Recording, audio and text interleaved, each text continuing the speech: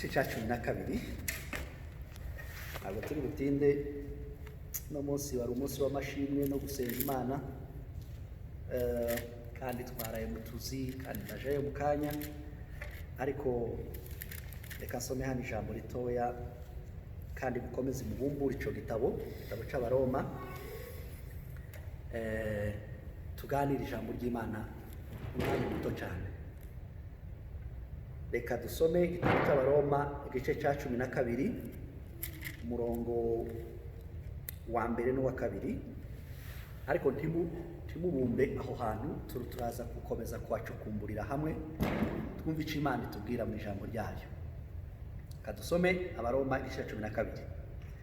Biravuga ngo nuko bene data ndabinginga kubw'imbabazi z'Imana ngo mutange imibiri yanyu ibe ibitambo bizima byera bishimwa n'Imana, ariko kuyikorera kwanyu gukwiriye. Umurongo wa kabiri ariwo ndibuze gutindaho cyane, kandi timwishushanye n'abiki gihe, ahubwo uhinduke rwose mugize imitima mishya, kugira ngo mumenye neza iby'Imana ishaka, ari byo byiza bishimwa kandi bitunganye rwose. Kasubire hano kuri kabiri, kandi timwishushanye n'abiki gihe, ahubwo muhinduke rwose mugize imitima mishya, kugira ngo mumenye neza aho ibyo Imana ishaka, ari byo byiza bishimwa kandi bitunganye rwose. Amen.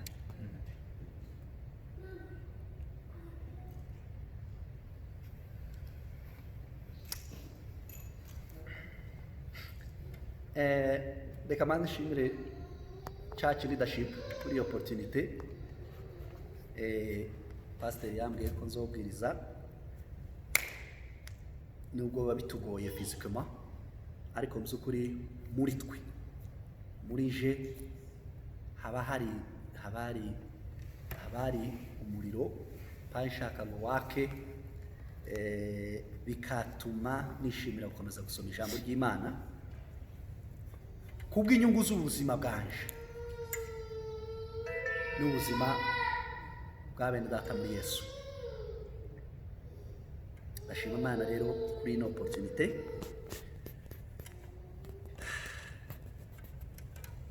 Reka ndatinze mvuge bukeya, mvuga ngo umutwe w'ijambo izi minsi ntekereza ano magambo cyane yo guhindura imitekerereze. N'uwabonye post zanje ndi mu kubiraramo kabisoma, kumva muri je ko ndasenga Imana ngo Imana irusheho kumpindura iciye mu bitekerezo byanje, kuko ngize iminsi nsoma ibitabo ijambo ry'Imana n'ibindi no muri YouTube, naje gusanga iyo umuntu amaze gukura, impamvu umuntu adindira ni ukubera imyumvire iba yaraheze ahantu igatuma umuntu agumaho. Zakumenya ko jewe rwose ni ibintu birimo, si impaye mbabwiriza, ni amagambo arimo kumfasha muri no minsi. Muri jewe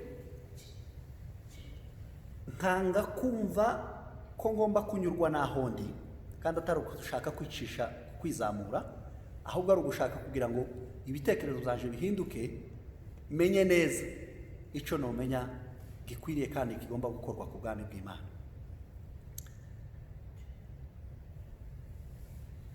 Ndavuga ngo reka tuganire bukeya ku bijanye no kuvuga ngo nudahindura imitekerereze yawe, dufite ababyeyi bamaze gukura cyane cyane kuri twe tukiri bato, nudahindura wonije Alexi, nudahindura imitekerereze yawe uzaguma ukuri kugeza upfuye. niyo mpamvu shaka kugira ngo dusangire hano hantu. Nudahindura imyumvire yawe, imitekerereze yawe, uzaguma aho uri kugeza umunsi izaguhamagara, Imana izaguhamagara.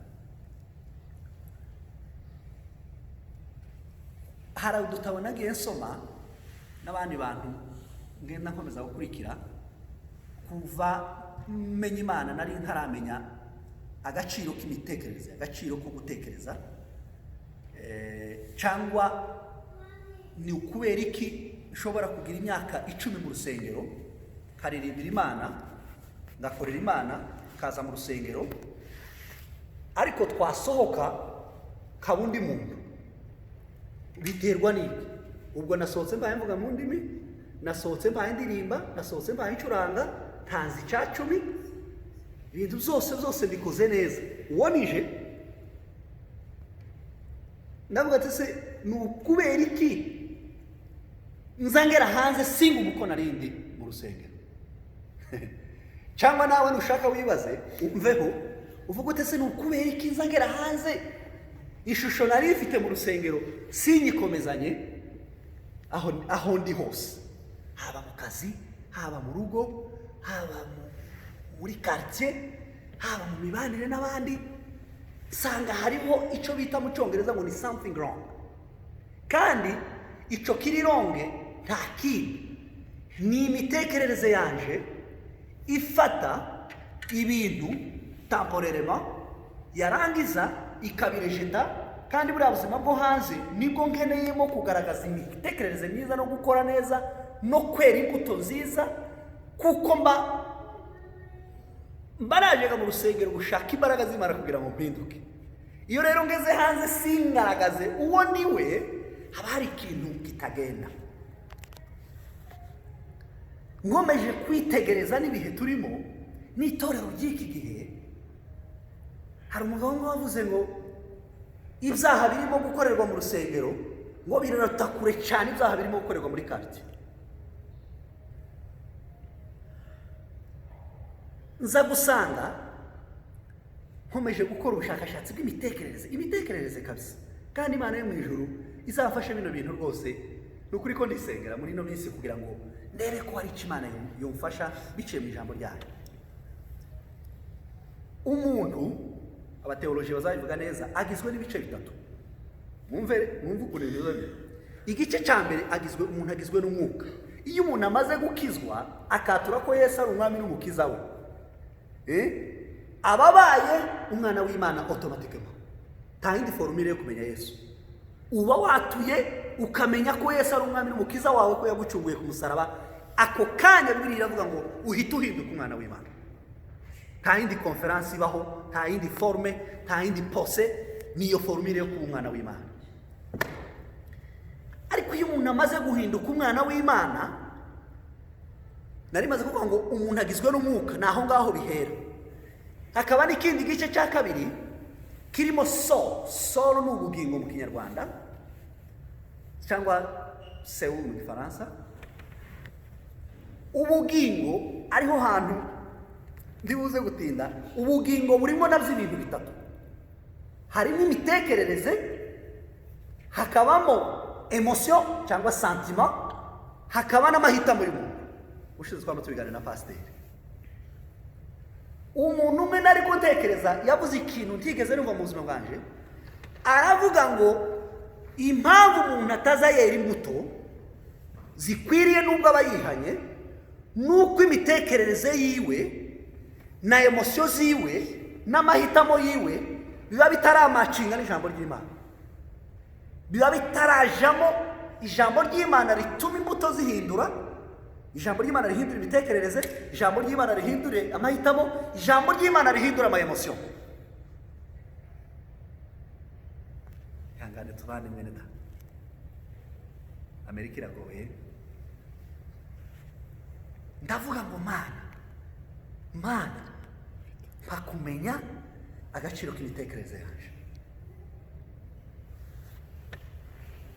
Mwumvishe igice cya gatatu kigize umuntu. Navuze ko umuntu agizwe n'umwuka amaze kwakira Yesu. Igice cya kabiri umuntu agizwe n'ubugingo ariyo soul mu cyongereza. Igice cya gatatu umuntu kandi akagirirwa n'amahitamo, ibyo bita mu cyongereza ngo ni free will, guhitamo k'umuntu. Imana yaremye umuntu imuha iyo competence yo guhitamo icyo ashaka cyose. Iyo umuntu agiye kugura imodoka hari ugura umutuku undi akagura umukara, gutyo gutyo. Ni amahitamo y'umuntu Imana iba yaragusigiyemo. Muri kino gice cy'ubugingo nza gusanga ariho namugariye, nza gusanga ariho ubumuga bwinshi bukubiye, kugira ngo menye Imana kuko Bibiliya ivuga ngo neza icyo Imana ishakaho kimenye, ngo kandi gitunganye cyane ari cyo Imana ishaka kuri jewe. Ngarutse bukeya,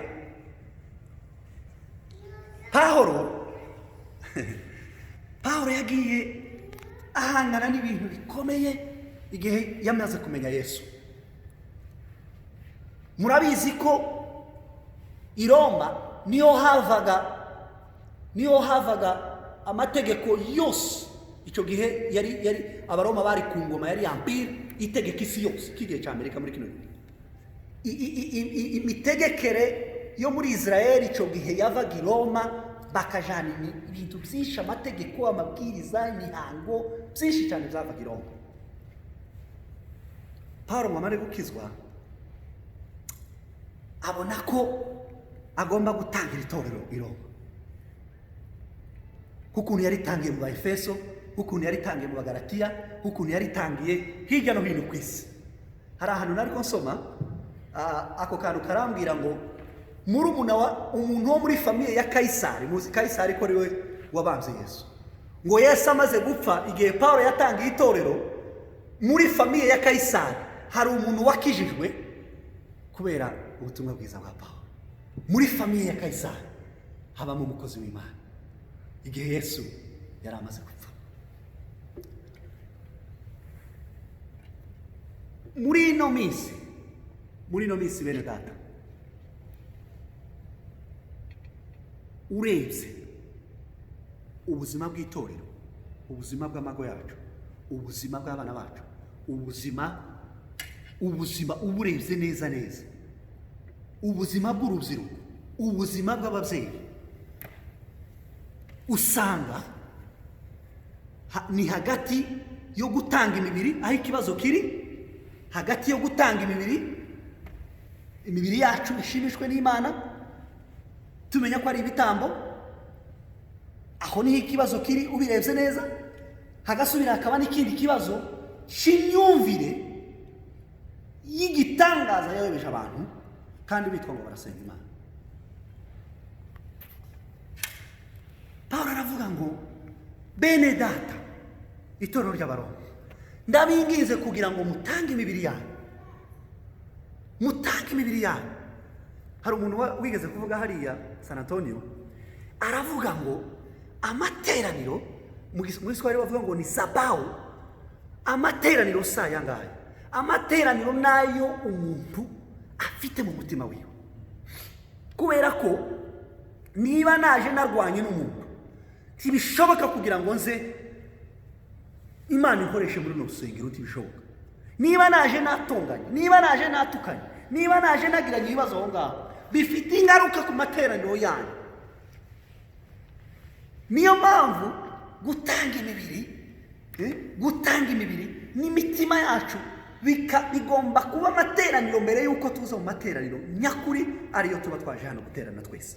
Ni ukuvuga ngo icyo bazoza afite yaje yateranye mu buryo bw'umwuka bigira ingaruka, icyo Erika afite, icyo abandi bose bafite bigira ingaruka. Niyo wajya usanga mu by'ukuri umwuka wera yamanutse, ibitangaza bikaba, kubera ko tuba twaje dufite amateraniro muri twebwe. Reka je mu myumvire, mureke dusome hano hantu, turakomeza rwose kino gitabo cy'Abaroma. Dushaka tuje ku murongo wa 9, ibindi ntago mbitindaho. Mumbabarire dusome ku murongo wa 9, mwumve ukuntu Pawulo yarashishikazwe cyane no kubwira abantu b'i Roma kugira ngo bahindure imyumvire yabo. bahindura imitekerereze yabo. Murongo wa 9 Bibiliya avuga ngo urukundo rwanyu rwe kugira uburyarya. Hari andi magambo ari hejuru ntabwo ndiwiyajemo. Yarebye ko yarebye ukuntu abantu b'i Roma, itorero ry'i Roma baza mu materaniro ya buri munsi, ariko bafite ibindi bigirwamana, bafite izindi ntambara mu by'ukuri zitagaragaza neza ko bamenye Yesu. Aravuga ngo bene data ndabingize kugira ngo urukundo rwanyu rwe kugira uburyarya.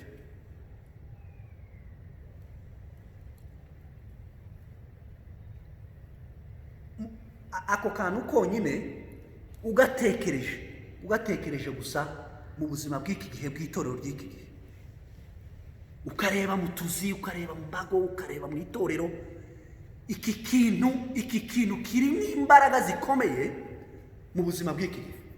Kandi igitangaje, twese turi mu nzira igana mu ijuru. Pawulo yari ko ashaka kugira ngo ababwire ngo bene data mukundane. Kandi hari umunyamerika wavuze ngo nta kintu ushobora gukora kitavuye mu bitekerezo, nta kintu ushobora gufilinga, nta kintu ushobora kumva muri feeling zawe kitavuye mu bitekerezo, nta kintu ushobora gukora mu bikorwa kitavuye mu bitekerezo. Pawulo yashakaga gukora icyo bita ngo ni brainwash, abakuremo imyumvire y'amadini, abakuremo imyumvire y'ibintu by'imihango, by'ibintu abantu bagize ibintu by'amategeko ya Mose babigira rutine aho ngaho, ariko mu by'ukuri yareba indani akabona nta rukundo rubarimo. Aravuga ngo bene data ndabingiza ngo umutima wanyu muwuze mu mutima w'urukundo, uryarya mu parike.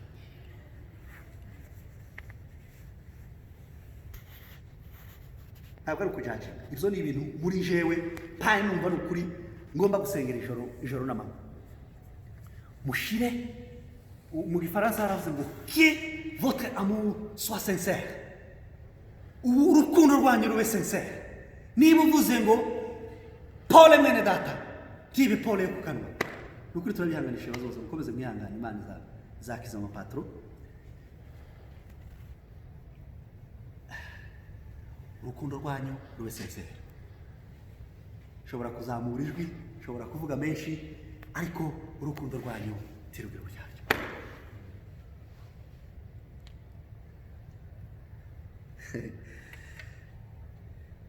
Bekaze ku murongo wa 10 naho haravuga ku rukundo. Aravuga ngo kubyo gukunda bene data mukundane rwose. Hari amagambo Pawulo yandikiye Abakorinto, kanitonde. Aravuga ngo niyo mwavuga indimi z'abamarayika akavuga ngo mukamenya ibyahishwe byose n'ibindi wariko mudafite urukundo byose n'ubusa.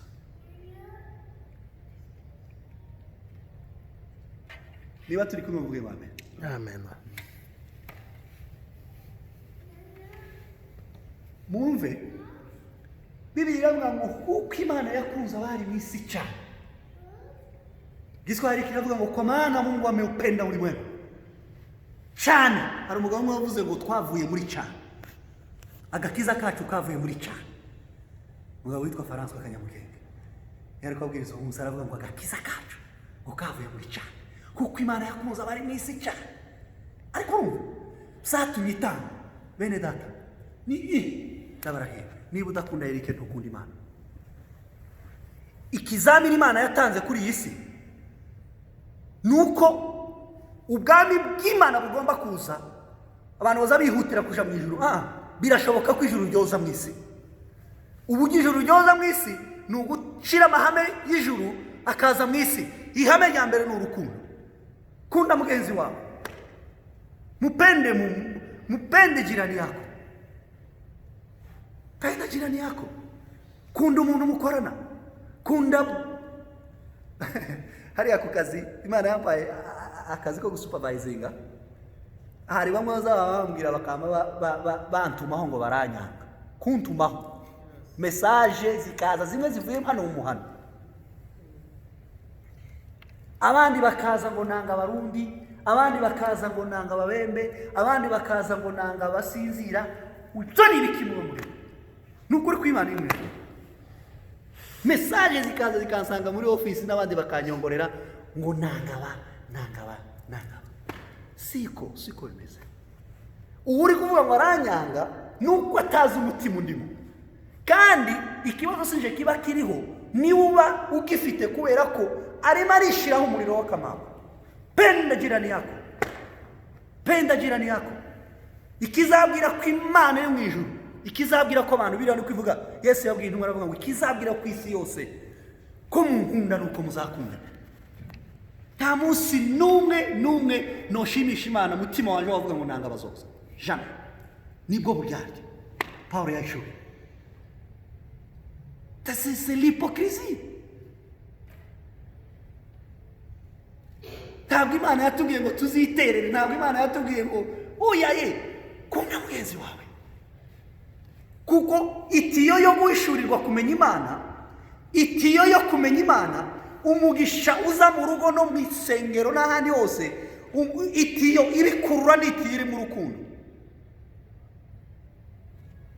Kanale y'umugisha w'Imana ahantu hose iri mu rukundo. Muzarebe pompe y'amazi, iyo amazi yaturitse mu mihanda, muzarebe ukuntu amazi atemba. Nuvuga ngo amazi yacu y'umugisha n'amahoro n'umwuka wera n'amazi azava mu itiyo y'urukundo. Niba umuntu yicaye aha ngaha ufite umuntu mu mutima wawe, jamais de la vie, Imana nta munsi numwe nubwo avuga ngo Imana ni inyembabazi, Imana ntizakwishimira.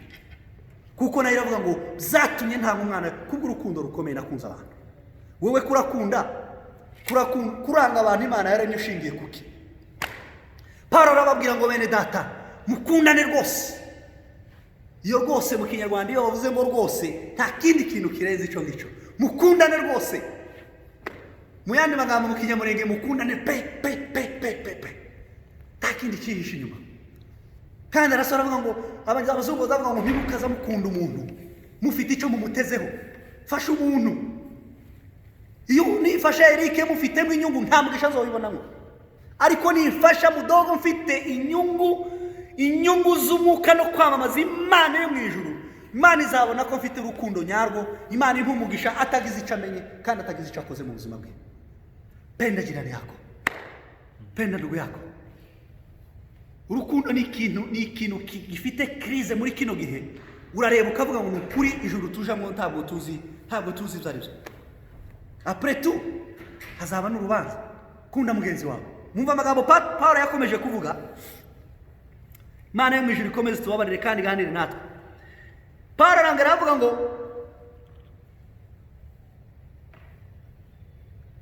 kubw'icyubahiro umuntu wese ashire imbere mugenzi we.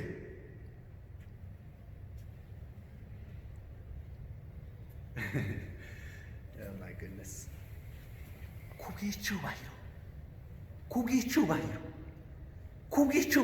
mwumve formule yo kubaho. Shira mugenzi wawe imbere. Niba ushaka kubahwa ubaha mugenzi wawe, kandi ntibigarukiraho gusa ngo mwubahe mushira imbere yawe. Urumva Paulo yari kwarwana n'imyumvire yo kuvuga ngo mwibuke n'igihe Yesu yaje ku isi, abantu bari badafite shinge na rugero, bari barabataye bajugunye iyo ngiyo, ibirema ibiki, abantu bafite inyonjo, bajya abantu nibo Yesu yatahagaho kubera ko bari barabaye rejected. Ibyo bintu nibyo bari barakomeje Abaroma n'abandi n'Abayahudi. Ntabwo bitaga ku muntu ufite ibibazo, ariko Yesu yaravuze ngo aba nibo banzanye intama imwe.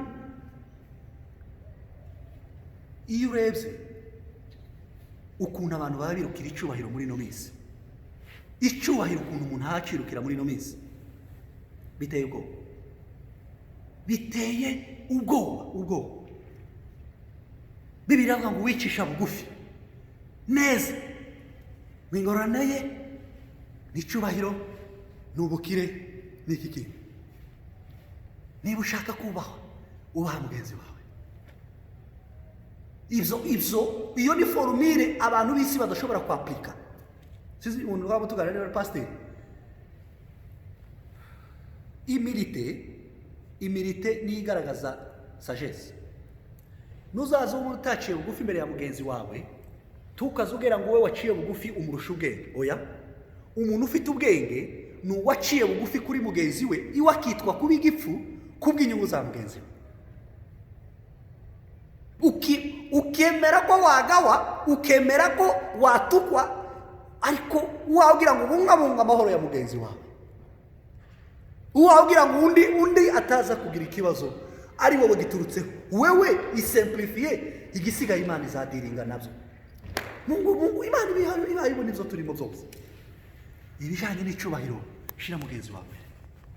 Paulo yarazi ko abaroma bafite kwizamura cyane, bari bafite empire yose y'isi, kandi bikagira n'ingaruka ku itorero. Abo bita abalegaliste. Donc ntabwo yaragomba ngo nimutagira guca bugufi buri mwebwe, imbaraga z'Imana ntaho zizawuca mu itorero. Soyez simple. Ese ubundi muzukuri umuntu atavuze byinshi ngo yomongane. Bibiliya iravuga ngo Imana niyo yicigakiza. Imana yo mu ijuru niyo yicigakiza, igasubira igakura ku cavu ikicazanya n'ibikoma. Niba mbaye nshaka kubahwa, shaka guhirika Eric, ni jewe uzoja munsi ya Eric incuro tovuga. Ariko niba mbaye nshaka kubahwa, reka nubahe Eric mu agaciro, naje byanga byakunda kazangarukira kandi Imana idamuringeho. Munsi yana yariraga asenga akavuga ngo Mana yo mu ijuru, pereza umwana kandi uzampa umwana w'umuhungu. Penina kabyina, hari umuntu umwe wavuze ngo yakeza abona yanditse imyenda, akamubwira ngo ese kuranika imyenda nawe yiki imyenda, kuranika imyenda itari mu y'umwana, uko nawe uri umuntu. Anararira ageza naho mu byukuri yaje mu rusengero ntaruhabumbura iminwa, ariko elle était très simple. Yari afite imirite y'igitangaza kuri Penina, kandi ni wari umugore wa mbere. Penina yari ku ishari, arabyara abana b'abahungu, ariko simplicité yana yavuye mu mukozi w'Imana witwa Samuel. Tuvuge ngo haleluya. Imirite yana yavuye mu mukozi w'Imana witwa Samuel. Uziko ushobora guca bugufi bikagira inyungu kuri Daniel, iwe atazi niyo biri, ariko nazamuka bikabagiraho n'ingaruka. Imana izihana. Abafaransa bavuga ngo tout se paye ici-bas. C'est vrai de Dieu, j'ai yo n'imyumvire yanje. Nukuvuga ngo soyez simple, kugira ngo Imana izabona icisha umugisha wayo. Kandi Imana Bibiliya iravuga ngo niduhindura imyumvire, ibyo bizatuma Imana imitima misha kugira ngo mumenye neza iby'Imana ishaka arizo byiza. Bibiliya iravuga ngo igifaransa iravuga ngo ce sont des plans agréables kuri wewe. Data na mama ntibashobora barandeze baranzara ndakura, ariko ubu nyine uzukuri barahari ndabakunda cyane, ariko nta yindi plan bakifiteho. Byararangiye hano umuci ushingiye umuntu uti pa yabirangiye iyo bagutekesheje warya utarya rero ukera, ariko imigambi y'Imana iracari miremire kuri jewe. Icyo mama gusa akora ni ukubaza ngo ese umeze neza n'abana. Yes mama, we good. Ariko no plan. You have no plan to me no more. Plan wari ufite yararangiye kandi Imana izayiguhera umugisha, ariko Imana iracyafite plan agréable ku buzima bwacu nawe. Kugira ngo tubimenye rero, let's change our mind. Guhindura imyumvire rero, kundana nukuri, kunda mugenzi wawe. Ana magambo nukuri mu gutekereza nkumva arimo arashaka kuncalenginga cyane. Mwumve ku murongo wa 12 nija tugene ku murongo wa 11 turakomeza hanga. Kubw'umwete timube kuby'umwete timube izangwe mugera baravuga ngo muhirimbane. Guhirimbana iri jambo nako byo kuritekerezaho nukuvuga ngo nugukora iyo ngaba strategy ishoboka zose muhirimbane mu mitima yanyu, mukorere umwami wacu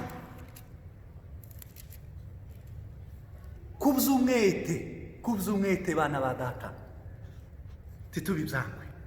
Twese hano twabonye inka, hari inka twigeze gutunga yitwaga Rubera Umuseke, yari inka y'inyombya. Inka zose nta nka yagiraga ubunebwe kwambuka icambu kwari ukuyikubita inkoni igashaka gushishuka. Kuvuga ngo yambuke byari ibibazo, kuvuga ngo iyo nka yari feke cyane. Ni uko nguko abantu bameze mu bwami bw'Imana. Kuby'umwete bene data, duhaguruke twamamaze Yesu. Kuby'umwete bene data, dutangire Imana. Kuby'umwete bene data, dusenga Imana. Kuby'umwete bene data, duharanire inyungu z'abandi.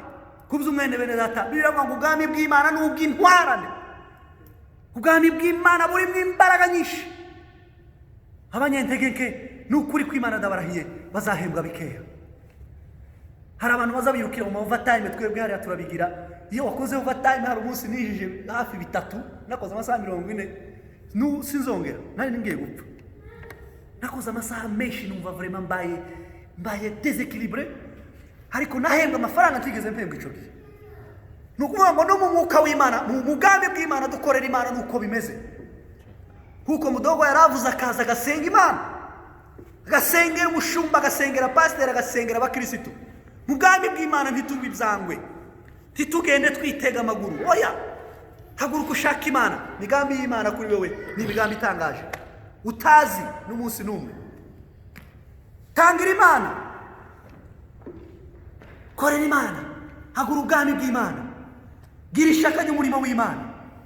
Iminsi dufite hano ku isi irabaze, tuvuge ngo amena. Iminsi dufite ni mikeya cyane. Gitwaza yigeze kuvuga ngo isazi turusha kuramba, kandi isazi igira iminsi 7 kandi kororoka cyane. Ariko aravuga ngo isazi zituruta kuramba. Iminsi turimo ni mikeya.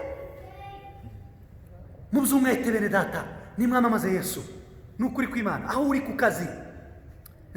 Abantu niba gushaka ingeso, kibavuge ngo Alexi mumureke nyabura timuje no kumubaza. Numubandi. Ta kintu ciza muzamubonaho. Nimara hano ze ncurange bongo.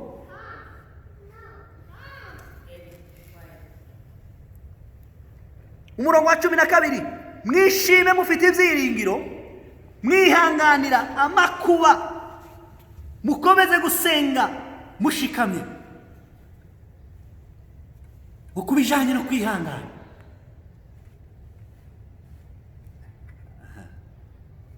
ukubijanye no kwihangana